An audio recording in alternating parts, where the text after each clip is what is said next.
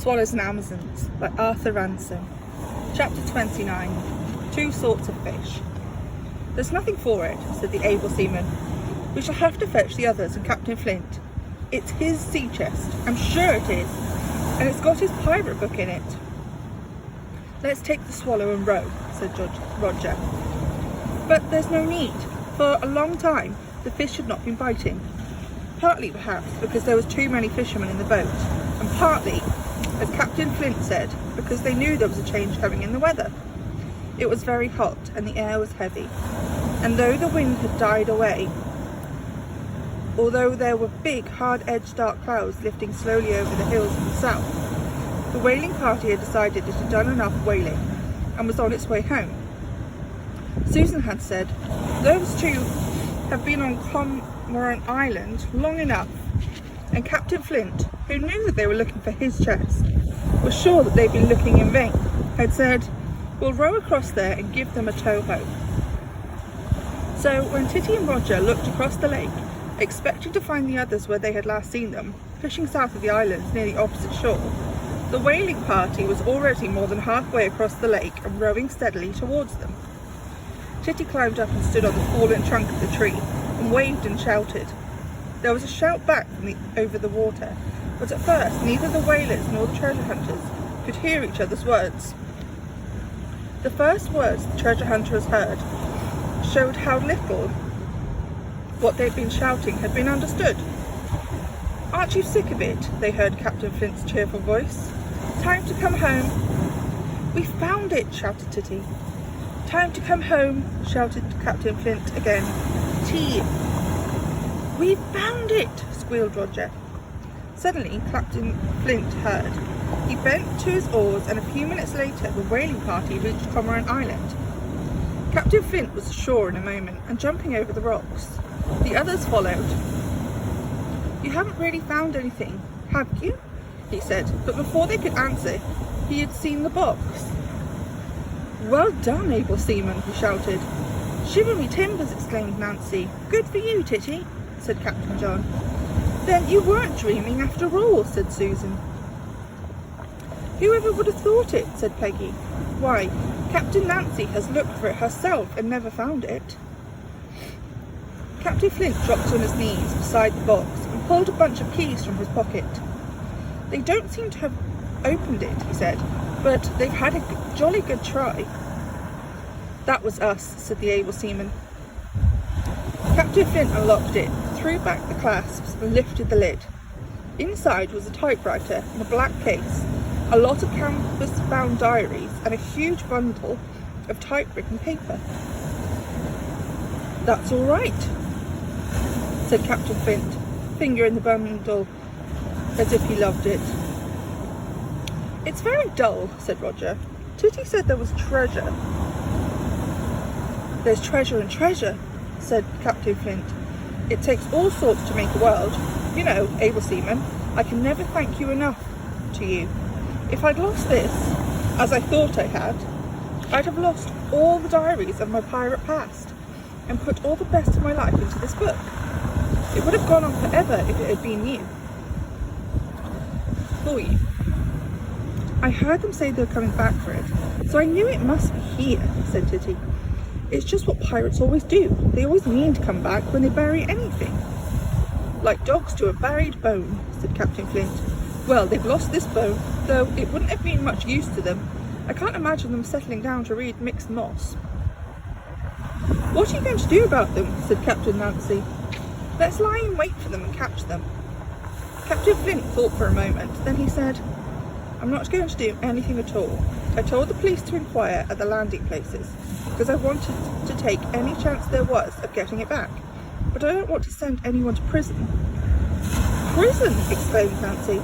They ought to be hanged in the chains at Execution Dock and rattle their bones in the wind.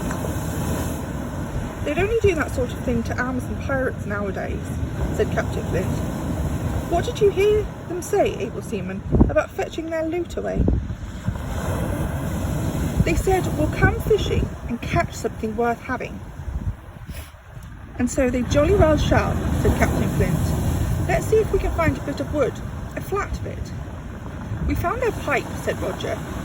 Good, said Captain Flint. We'll frighten them off burgling for the rest of their lives. He found a flat piece of wood amongst the jetsam gathered by Roger for a fire. He sat down on a rock and pulled out a big knife. Chips of wood flew in all directions. What are you doing? Said Roger. Giving them something to catch, said Captain Flint. He chopped away with the knife. Presently the black piece of wood had a narrow place at one end and a big forked tail beyond it. The rest of it was shaped like a melon, only flat, with a square piece sticking up from the edge of it like a fin. It's a fish, said Roger. Didn't they say they were going to catch something? Said Captain Flint. He carved the head of the fish, giving it a big gill covers and a wide mouth, and a large round staring eye. It's a very good fish, said Roger. They won't think so when they catch it, said Captain Flint. Now, he said, pulling a bit of string from his pocket, we'll tie their pipe to the fish's tail, and then bury them both under the stones where they hid my box. Then, when they come onto the lake pretending to be fishing and land here to dig up their loot, they'll dig up the fish and find the pipe that they lost. And if they put two and two together, as I expect they will think that somebody was close at hand all the time and heard what they said, and knows who they are and all about them, and I should think they'll go off in a hurry, wishing they'd stayed at home. He hove up his box and put the fish and the pipe in the hole where the box had lain. Half a minute, he said. They may as well have a sermon at the same time. Taking out his pencil, he wrote in big letters along the side of the wooden fish, "Honesty is the best policy." Then he put it back and covered the fish with stones. Pile it up with stones, he said, so it'll take them some time to dig down to it. And the Amazons and swallows piled the stones until the hole was filled up. Now it looked just like it did before. I began to make a fireplace, said Titty. Well, that's that, said Captain Flint. Good luck to them. And now, if you all had not been doing exactly what you were doing that night, even if you were supposed to be in bed, I should have never got that box again. I should be sorry to lose this old box because it's been with me all over the world. And I should have lost the book that I've been writing all summer, in spite of efforts from Nancy and Peggy to make any writing possible. Never any of you start writing books. It isn't worth it. The summer's been harder work for me than all the 30 years of knocking up and down that went before it. And if those scoundrels had got away with the box, I could never have done it again. I owe a great deal to all of you, and most of all to Able Seaman. Look here, Able Seaman, can you tell me anything in the world that I can get for you, and you shall have it? You did say you were going to bring me back a parrot, said the Able Seaman, and there isn't anything in the world I'd rather have, if you really mean it, she added. Was it you that wanted a grey one? I like the green ones best. It's a long time to wait till next summer, said Captain Flint. I don't mind waiting, said Able Seaman.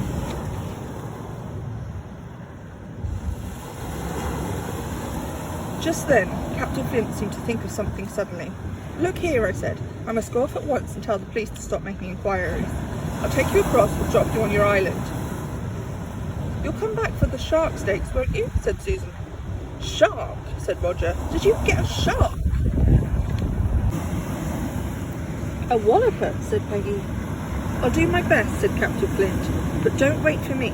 I've got a long way to row. Come along. He hove the big box on his shoulder and carried it to his boat. Roger was there before him, looking at the great greens and white pike lying in the bottom boards. Did you catch him? We caught him between us. He's nearly as big as the one I didn't catch. There aren't any like that in Houseboat Bay. Who's coming with me and who in Swallow? Asked Captain Flint.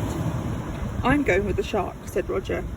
There's room for you all, said Captain Flint, but someone ought to steer Swallow, or she'll be all over the place. I'll steer Swallow, said Titty, really because she wanted to be alone. She had had one idea firm in her head and had held to it when everyone thought she was wrong.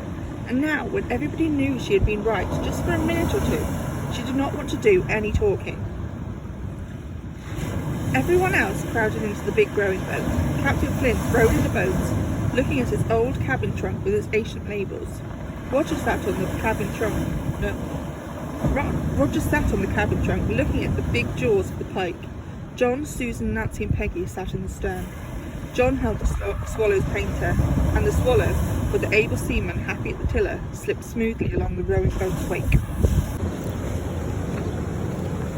When Captain Flint had rowed away, leaving the swallows and Amazons on Wildcat Island, they found a great deal to do. The fire was out, and a new fire had to be made, and the kettle boiled for tea. The mates Susan and Peggy took charge of that. John and Nancy were busy tacking down all the fishing rods and the fishing tackle. Roger was looking at the fish. Titty paddled Swallow round from the landing place to the harbour, and then the two captains went to the harbour and joined the able seaman, who was waiting for them. They steeped Swallow's mast and moored her side by side with Amazon, but not so near that the two little ships could bump each other. From the harbour, when their work was done and Swallow and Amazon were both ready for the night, they looked out to sea, away to the southern end of the lake. "Barometer's gone down 2/10 this morning," said Captain John. "Well, it's as hot as this in the evening. Something always happens," said Nancy. "Probably thunder." "Don't like the look of it at all," said Captain John. "There's no wind to speak of, and yet look at that cloud." Titty too was looking at the big dark cloud coming up from the south. If it was going to rain, she was thinking, what a good thing it held off today to let her find the treasure. The mates' whistles sounded in the camp, and all three of them hurried back to late tea of bun loaf and marmalade. As soon as tea was over and the mugs rinsed out, Roger said, "Are we really going to have shark steaks for supper?" "Why not?" said mate Susan.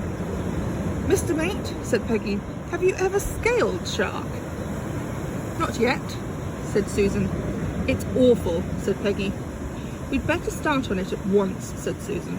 "It's late anyway." They went down to the landing place, where the great green and white mottled fish with its huge head and wicked eyes lay on the stones. They knelt beside it, each with a knife, and began scraping. "You scrape from its middle to its tail, and I'll scrape from its head to its middle," said Peggy. The others watched. Roger hung around the mate as near as he could. He could not take his eyes off the fish. "Whatever you do, don't get your hand into its mouth," said Peggy, when Roger tried to measure its head with his hand. "I did once, with a smaller one than this, and I couldn't hold a rope for a month." "Why?" said Roger. "Look at its teeth," said Peggy, and she stopped scraping and opened its huge jaws with a stone.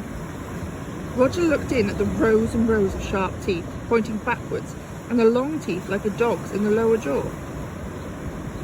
"Perhaps it's a good thing there were no sharks in Houseboat Bay," he said.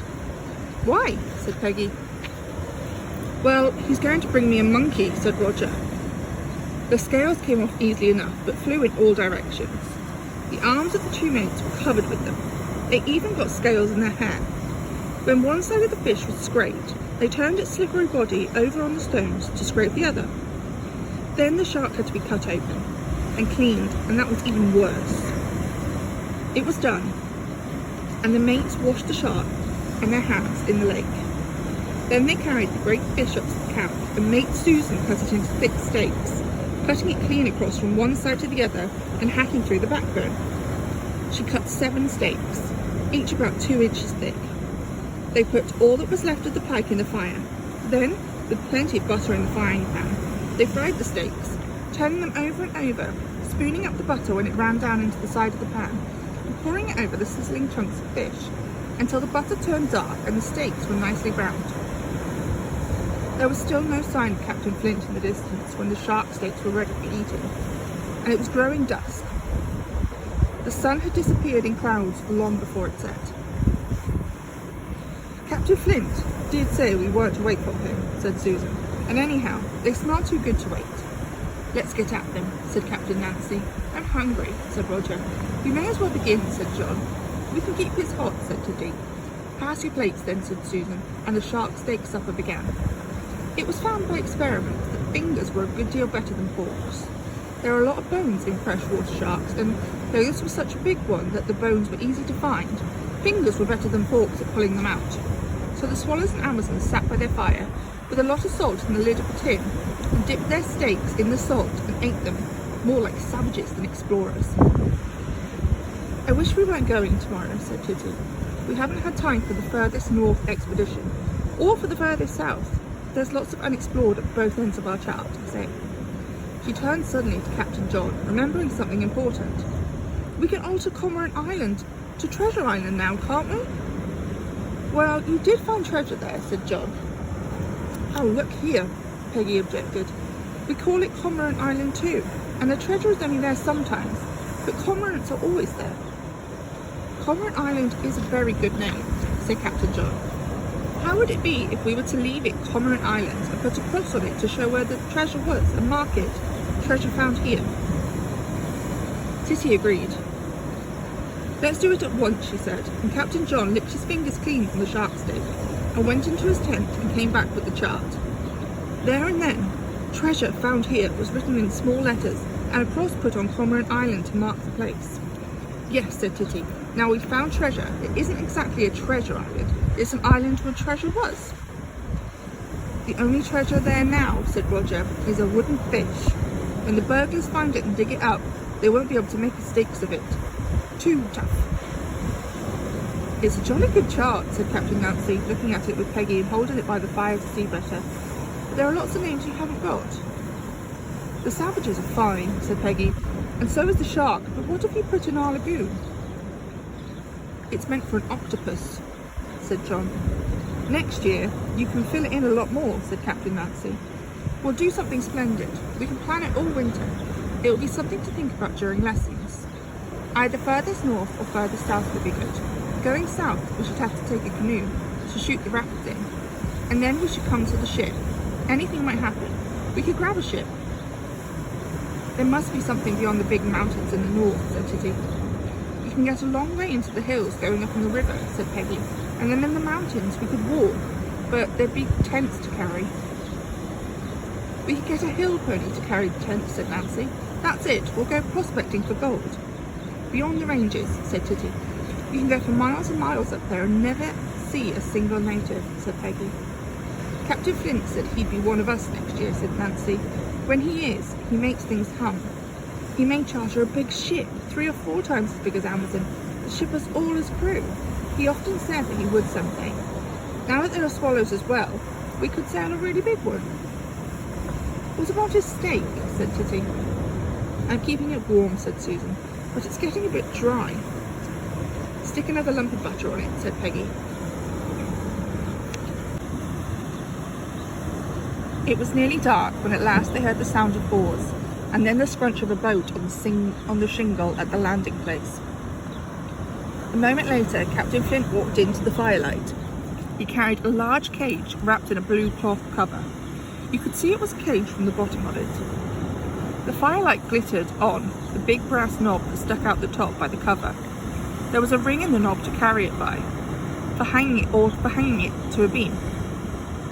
Captain Flint put on the ground by Titty. A big white label was fastened to the ring. Titty read it by the light of the fire. From Captain Flint to the able seaman who saved his life. But I didn't save your life, said Titty.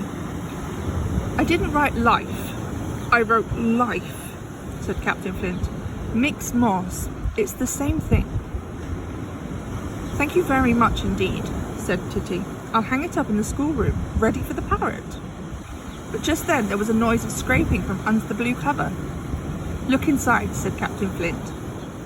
I thought it would be rather a long time to wait till I come back from the south next spring. Titty lifted the blue cloth cover, and a loud, cheerful voice, rather like the voice of Nancy Blackett, came from beneath it. Pieces of 8, said the parrot, pieces of 8. It's never said it before, said Nancy, and now it shall say it all the time. Am I ready to have it, said Titty. Of course you are, said Captain Flint. You've earned it about 10,000 times. Mother will really believe we're back from the Pacific, said Titty. Thank you very, very much indeed. She jumped up and put out her hand. Captain Flint shook it.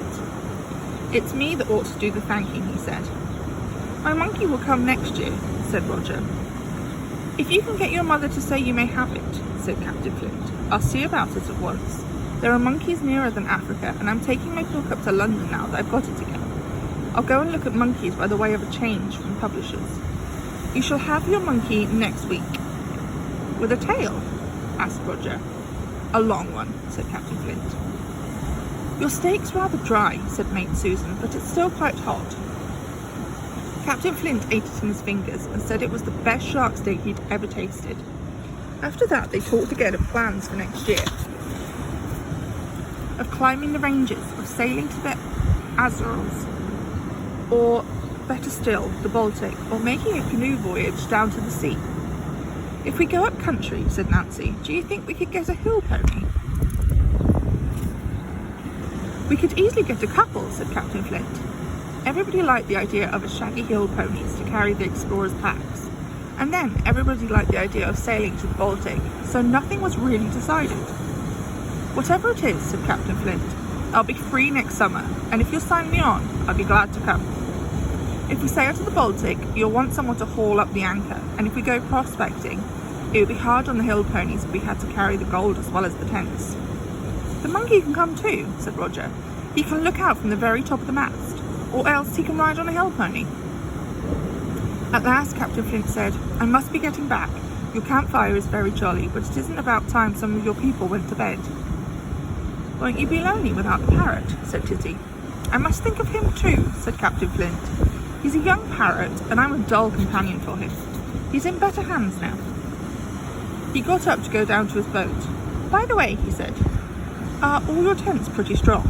It looks to me as if we're in some bad weather before morning." "Mother says ours are all right except in high wind," said Captain John. It looks as if it's going to blow. Well, I don't suppose you'll come to much harm, even if it does." He rode away. Not long afterwards, the swallows and Amazons turned in. It was very hot and there were no stars. said Nancy. "I can hardly breathe." "Barometer's gone down another tenth," called Captain John.